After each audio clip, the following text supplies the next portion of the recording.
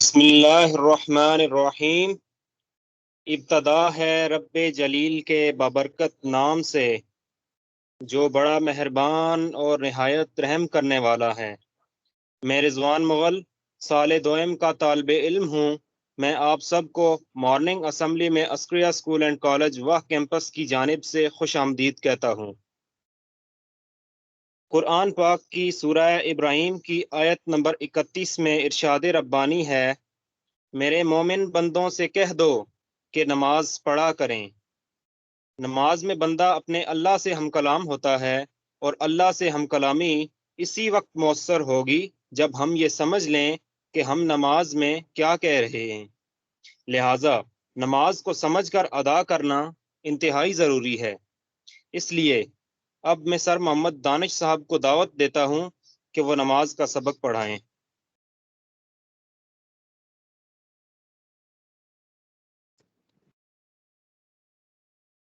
السلام علیکم ورحمۃ اللہ وبرکاتہ۔ نماز کا سبق میرے ساتھ پڑھیے۔ سبحانک اللہم،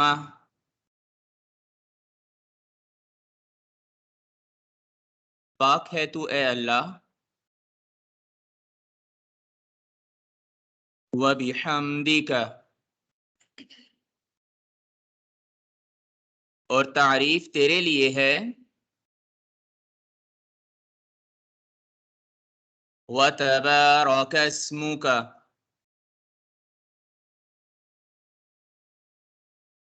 اور برکت والا ہے نام تیرا، وتعالی جدک، اور بلند ہے بزرگی تیری، ولا الہ غیرک،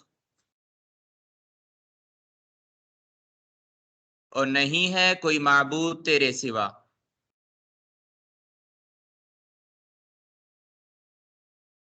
اعوذ باللہ من الشیطان الرجیم،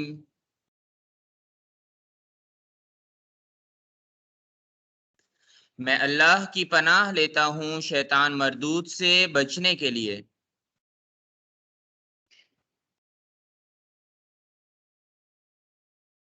بسم اللہ الرحمن الرحیم،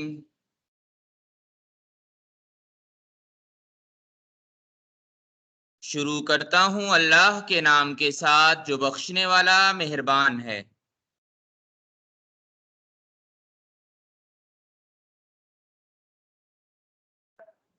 الحمد للہ رب العالمین،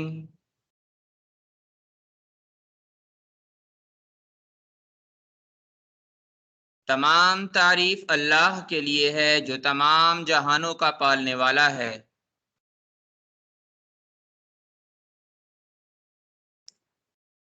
الرحمن الرحیم،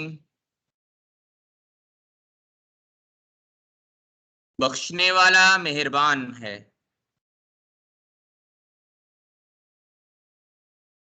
مالک یوم الدین،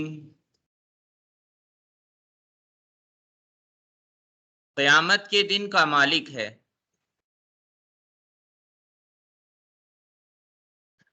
ایاک نعبد و ایاک نستعین،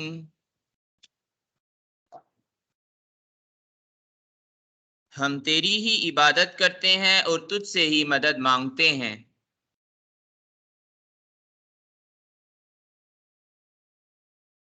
اہدنا الصراط المستقیم،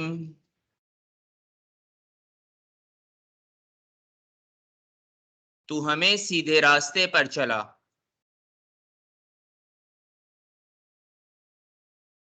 صراط الذین انعمت علیہم،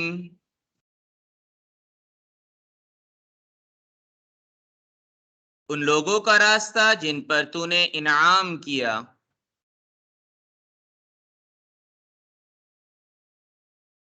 غیر المغضوب علیہم،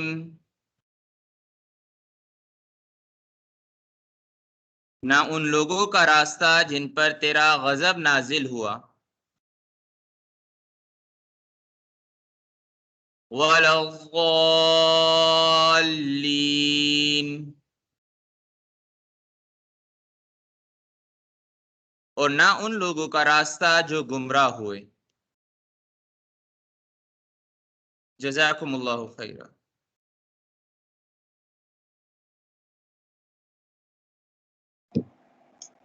جزاک اللہ۔ قرآن پاک کی سورہ صاد آیت نمبر 29 میں ارشاد ربانی ہے، یہ بابرکت کتاب ہے جسے ہم نے آپ کی طرف اس لیے نازل فرمایا کہ لوگ اس کی آیتوں پر غور کریں اور عقل مند اس سے نصیحت حاصل کریں۔ اب میں سر محمد ادریس صاحب کو دعوت دیتا ہوں کہ وہ ہمیں قرآن کا سبق، ترجمہ اور تفسیر پڑھائیں۔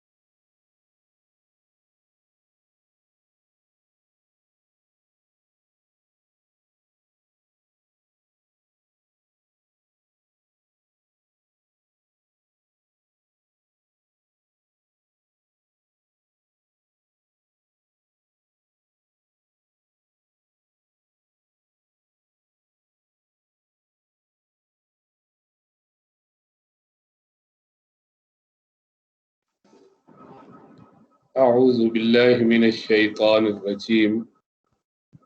بسم الله الرحمن الرحيم.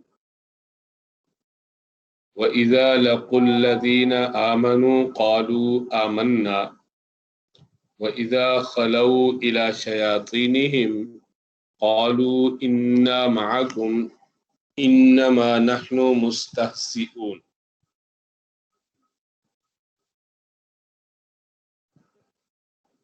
واو کا معنی ہے اور، اذا جب، لقو ملاقات کے لیے استعمال، ملاقات کی۔ وَإِذَا لَقُوا الَّذِينَ آمَنُوا، الَّذِينَ آمَنُوا وہ لوگ جو ایمان لائے۔ وَإِذَا لَقُوا الَّذِينَ آمَنُوا اور جب ملتے ہیں ان لوگوں سے جو ایمان لائے، قالوا تو کہتے ہیں انہیں، آمنا ہم ایمان لائے۔ وَإِذَا اور جب، خلو الگ ہوتے ہیں، تنہا ہوتے ہیں، اکیلے ہوتے ہیں، اِلَى شَيَاطِينِهِمْ اِلَى طرف، شیاطینہم اپنے سرداروں کی طرف، قالو کہتے ہیں، انا بے شک ہم، معکم تمہارے ساتھ ہیں، انما سوائے اس کے نہیں، یعنی در حقیقت، نحنو ہم، مستہزئون مذاق کر رہے تھے۔ منافقین کی حرکات جو ہیں ان کا ذکر چل رہا ہے ان آیات میں، اور آج کی یہ دو آیات جو ہم نے کل بھی پڑھی تھی لیکن آواز میں کچھ خرابی کی وجہ سے آپ تک بات پہنچ نہیں سکی، امید ہے آج آپ تک آواز صحیح پہنچ رہی ہوگی۔ تو ان دو آیات میں ایک یہ جو ابھی پڑھی، ایک اس کے بعد آیت آئے گی، ان میں بتایا جا رہا ہے کہ یہ دوگلا پن ان کا کیا تھا کہ جب یہ اپنے لوگوں ایمان والوں سے ملتے تھے، منافقین جب کسی مسلمان سے ملتے تھے تو انہیں کہتے تھے آمنا، ہم ایمان لے آئے، ان کے سامنے اپنے ایمان کا اظہار کرتے تھے، اور جب اپنے شیطانوں سے، یعنی اپنے وہ لوگ جو خود بھی گمراہ تھے، کفر پر تھے اور دوسروں کو بھی کفر پر لانے کی کوشش کرتے تھے، یقیناً وہ ان پہ غصہ نکالتے ہوں گے کہ تم مسلمان کیوں گئے، تو انہیں تسلی دیتے تھے، اطمینان دلاتے تھے کہ ہم مسلمان نہیں ہوئے ہیں بلکہ ہم تمہارے ہی ساتھ ہیں، ہم تو مسلمانوں کے ساتھ مذاق کر رہے ہیں، گویا دھوکہ دے رہے ہیں ان کو۔ تو اللہ تعالیٰ نے ارشاد فرمایا کہ اصل ان کے ساتھ ہو کیا رہا ہے، اللہ یستہزئ بہم، اللہ مذاق کرتا ہے ان کے ساتھ۔ اللہ تعالیٰ تو مذاق نہیں کرتا جس طرح الیاذ باللہ ہم مذاق کرتے ہیں، اس طرح اللہ تعالیٰ تو مذاق نہیں کرتا۔ یہ لفظ جو استعمال کیا گیا ہے، مفسرین کہتے ہیں یہ ان کی جو حرکت تھی اس کا جواب اسی لفظ میں دیا گیا ہے، ورنہ اصل چیز کیا ہے وہ آگے بتائی جا رہی ہے کہ وَيَمُدُّهُمْ، اور ڈھیل دیتا ہے ان کو۔ وہ جو اللہ تعالیٰ انہیں ڈھیل دے دیتے تھے کہ انہیں سزا نہیں دی، اور وہ یہ سمجھ رہے ہیں کہ ہم بالکل ٹھیک کام کر رہے ہیں، اور ایک دم سے جب قیامت میں سزا آ جائے گی، موت کے وقت پکڑے جائیں گے اور وہاں عذاب آ جائے گا، تو پھر پتہ چلے گا وہ ہمارے ساتھ تو مذاق ہو گیا۔ تو یہ دراصل بتایا جا رہا ہے، ورنہ ایسا نہیں ہے کہ الیاذ باللہ ہماری طرح کوئی وہ جو مذاق جسے ہم سمجھتے ہیں یا جس طرح وہ کر رہے تھے اس طرح کی کوئی چیز ہے، بلکہ وہ لفظ چونکہ ان کے لیے آیا تھا کہ وہ کہتے ہیں کہ ہم مذاق کرتے ہیں، تو وہی لفظ یہاں استعمال کر کے ان کو اس کا جواب دیا گیا ہے۔ ورنہ اللہ تعالیٰ کیا کرتے ہیں، فرمایا کہ ان کو ڈھیل دے دیتا ہے، یعنی کچھ کہتا نہیں۔ اور اس کو اگر مثال سے سمجھنا ہو تو ہم بچوں میں گھروں میں دیکھتے ہیں، چھوٹا بچہ کوئی غلطی کر رہا ہوتا ہے اور وہ دیکھتا ہے کہ مجھے کسی بڑے نے دیکھ لیا ہے، اور وہ جو بڑا ہے، ماں ہے، باپ ہے، استاد ہے، وہ دیکھنے کے باوجود ایسے ہو جاتا ہے کہ جیسے میں نے نہیں دیکھا، اور وہ بچہ گڑبڑ کرتا رہتا ہے، شرارت، اور پھر ایک دم سے تھپڑ لگتا ہے۔ جب تھپڑ لگتا ہے تو اس وقت پتہ چلتا ہے کہ اوہ باپ نے تو دیکھ لیا ہوا تھا، یہ مجھے نہیں روک رہے تھے کہ میں خود سے رک جاؤں، یا دیکھنا چاہ رہے تھے کہ میں آگے بڑھتا رہتا ہوں۔ تو جب انہوں نے دیکھا کہ میں نہیں رک رہا غلط کام کرنے سے، تو پھر انہوں نے ایک تھپڑ رسید کر دیا۔ بس اللہ کی طرف سے ایسے ہی ہوتا ہے ان منافقین کے ساتھ بھی، کہ جو لوگوں کو دھوکہ دے رہے ہوتے ہیں تو یہ ایسا دھوکہ دینے والے اب بھی ہوتے ہیں۔ تو بہرحال اللہ تعالیٰ نے بتایا کہ یہ کیا کرتے تھے، ایمان والوں سے ملتے تھے تو جا کے کہتے تھے ہم ایمان لے آئے، اپنے ساتھیوں سے ملتے تھے تو انہیں کہتے تھے نہیں ہم تو تمہارے ساتھ ہیں، ہم مذاق کر رہے تھے مسلمانوں سے۔ اللہ نے بتایا کہ اللہ یستہزئ بہم، اللہ تعالیٰ مذاق کرتا ہے ان کے ساتھ، وَيَمُدُّهُمْ، اور ڈھیل دیتا ہے، بڑھا دیتا ہے انہیں، کس چیز میں، فی طغیانہم، فی کا مطلب میں، طغیان سرکشی، ان کی سرکشی میں، یعمہون، اندھے ہو رہے ہوتے ہیں، اندھے ہو کر بہک رہے ہوتے ہیں۔ ایک ہوتا ہے عامیہ، آگے آئے گا سم بکم عمیون، وہ ہوتا ہے آنکھوں کا اندھا، اور ایک یہ ہے عین میم ہا، ہا سے جب آئے گا تو اس کا مطلب ہے عقل کے اندھے۔ آنکھیں تو کام کرتی ہیں لیکن عقل کام نہیں کر رہی ہوتی، اسی لیے اس کا ترجمہ اندھے ہونے سے بھی کر دیتے ہیں، بہکنے سے بھی کر دیتے ہیں، یعنی وہ اپنی اسی سرکشی میں بہک رہے ہوتے ہیں، انہیں پتہ نہیں چلتا کر کیا رہے ہیں۔ اللہ تعالیٰ نے فرمایا کہ اللہ انہیں ڈھیل دے دیتا ہے، اللہ تعالیٰ اس ڈھیل کی وجہ سے پھر یہ کیا کرتے ہیں، یہ لوگ یہ اپنی سرکشی میں، جو سرکشی کا گڑبڑ کر رہے تھے، دھوکہ دے رہے تھے، اسی میں پھر بس بہکے چلے جاتے ہیں۔ ایک گزارش سب طلباء سے پہلے بھی کئی دفعہ کی ہے کہ ہر آیت میں سے کچھ لفظ آپ اگر یاد کرنا شروع کر دیں گے، 2-4 لفظ بھی، تو چند دن کے بعد آپ کو پتہ چلے گا کہ آپ کے لیے ترجمہ بہت آسان ہوتا چلا جا رہا ہے۔ مثلا آج کی یہ 2 آیات ہیں، تو ان میں سے اگر آپ لقو کو یاد کر لیں تو لقو کا مطلب ہے ملاقات کی. آمنا، آمنا کا مطلب ہم ایمان لائے ہم. خلو کا مطلب ہے الگ ہوئے، تنہا ہوئے، خلوت میں ہوئے. شیاطین، شیطان، تو آپ کو پتہ ہے شیاطین اپنے جو ان کے سردار تھے ان کے لیے استعمال کیا گیا ہے. مستہزئون، مذاق کرنے والے، ہنسی کرتے ہیں، ٹھٹھا کرتے ہیں.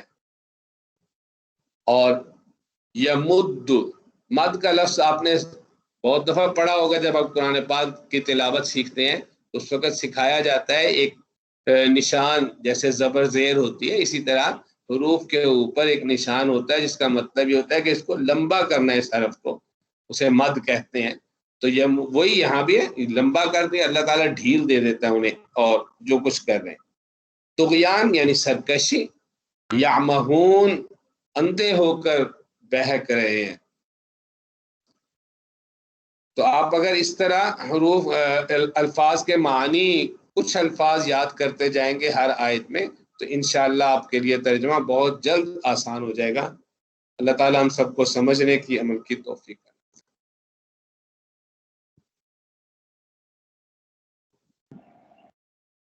جزاک اللہ.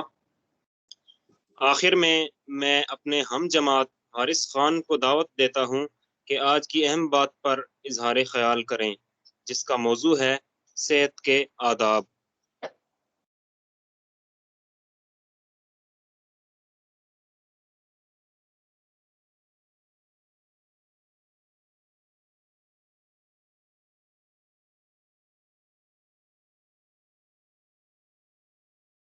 تنگدستی اگر نہ ہو سالک، تندرستی ہزار نعمت ہے.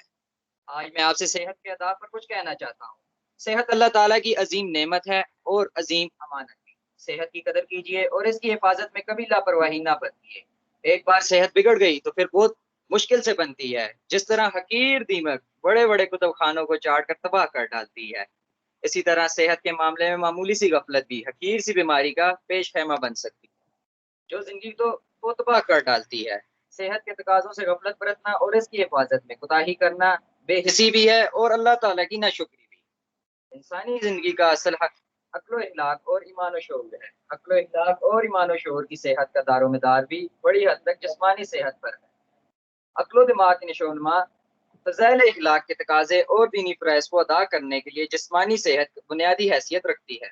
کمزور اور مریض جسم میں عقل و دماغ بھی کمزور ہوتے ہیں. ان کی کارگزاری بھی نہایت ہی حوصلہ شکن، اور جب زندگی امنگوں، بلبلوں اور حوصلوں سے محروم ہو اور ارادے کمزور ہوں تو ایسی بے رونق زندگی جس میں نادعا کے لیے وبال جان بن جاتی ہے. زندگی میں مومن کو جو اعلیٰ کارنامے انجام دینا ہے، اس کے لیے جسم میں جان ہو، عقل و دماغ میں قوت ہو، ارادوں میں مضبوطی ہو، حوصلوں میں بلندی ہو اور زندگی اعلیٰ جذبات سے بھرپور ہو. صحت مند اور زندہ دل افراد ہی سے زندہ قومیں بنتی ہیں. ہمیشہ خوش و خرم، حشاش بشاش اور چاکوچو بند رہیے. خوش باشی، خوش اخلاقی، مسکراہٹ اور زندہ دلی سے زندگی کو آراستہ، پرکشش اور صحت مند رکھیے. غم، غصہ، رنج و فکر، جلن، بدخواہی، تنگ نظری، مردہ دلی اور دماغی الجھنوں سے دور رہیے. یہ اخلاقی بیماریاں اور ذہنی الجھنیں معدے کو بری طرح متاثر کرتی ہیں اور معدے کا فساد صحت کا بدترین دشمن ہے.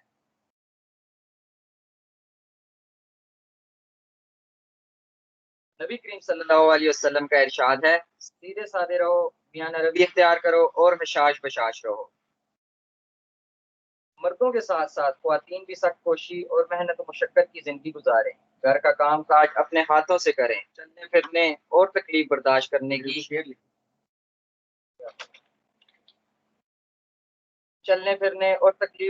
کرنے کی عادت ڈالیں. حرام طلبی، سستی اور عیش کوشی سے پرہیز کریں اور اولاد کو بھرپور شروع سے محنت کی عادی بنانے کی کوشش کریں.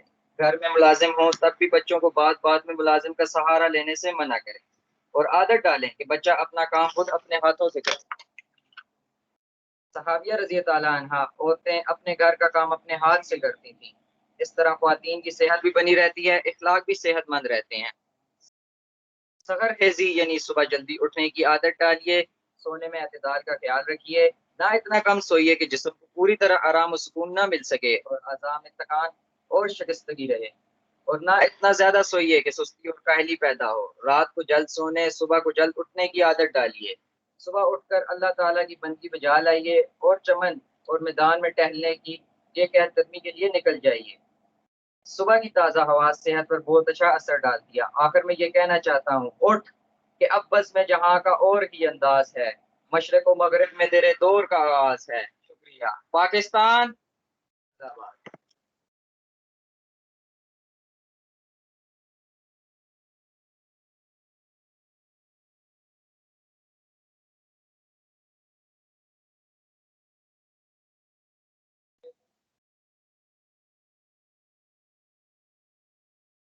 شکریہ۔ میں آپ سب کو عسکریہ اسکول اینڈ کالج واہ کیمپس کی جانب سے خدا حافظ کہتا ہوں۔